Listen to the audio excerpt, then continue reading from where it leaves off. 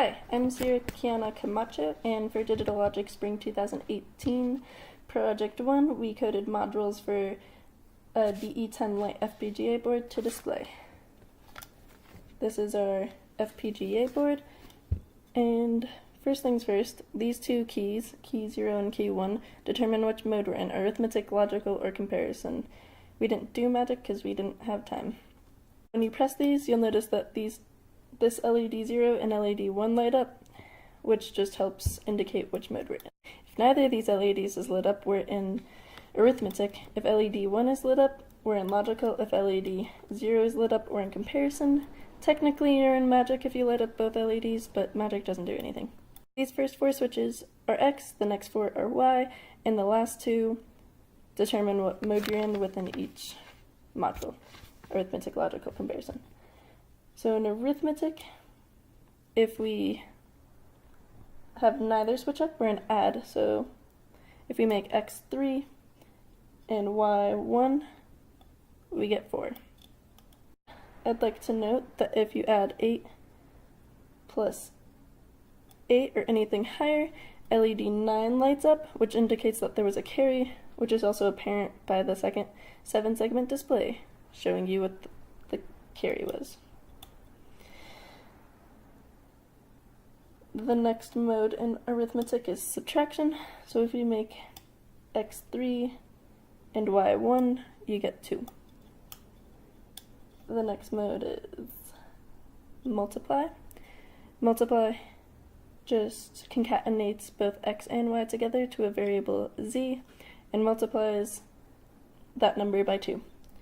So 1 times 2 is 2, and 3 times 2 is 6, and if you go up high enough to a high enough number, you notice that this decimal on the second 7-segment display lights up, which indicates that there's overflow that can't be displayed on our 7-segment display.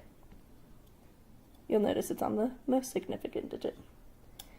Now if we go into divide, divide is the opposite of multiply. It divides this concatenated z variable by 2. If you do 2, you'll get 1, 4, you'll get 2.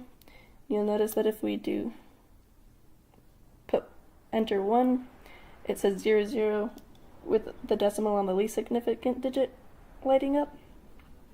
That is indicating that there's a remainder that goes outside of the scope of our 7-segment display. Also, if you enter 3, you'll get 1 and a decimal, because 3 divided by 2 is 1.5.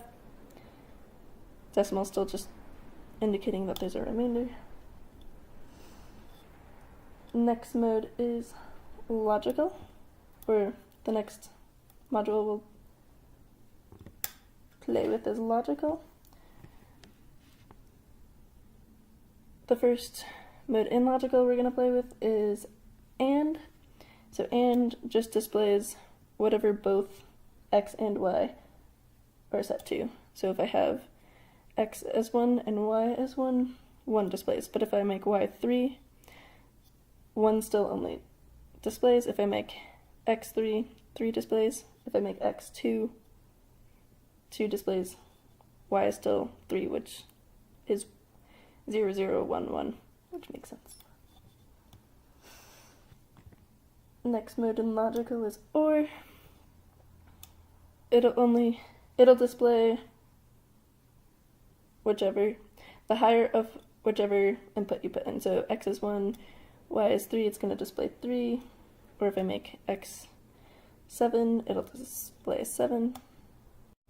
Next mode is XOR, which is an exclusive OR, which means that it only displays it if only x or y has it, not if both. So I have x as 1, and if I make y 1, it goes to 0. If I make y 3, it's displaying 2. The last mode in logical is NOT, so it just displays the NOT of the switches. So if I put all the switches on except 1, we get a 1. Except 1 and it accepts 3, we get 3. Moving on to comparison. First mode in comparison is equal. So if x and y are equal to each other, it displays a 1. If they're not, it displays a 0. Right now, x and y are both 1. Now x and y are both 0. X is 1, y is 0. Moving on to greater. It'll display a logical 1 if x is greater than y, but if y is equal to x, it displays equal to x or greater, it displays a logical 0. Moving on to less than, it'll display a logical 1 if y is less, or if x is less than y, but if x is greater or equal to y, it'll display a 0. And moving on to max, it'll just display the max input of either x or y.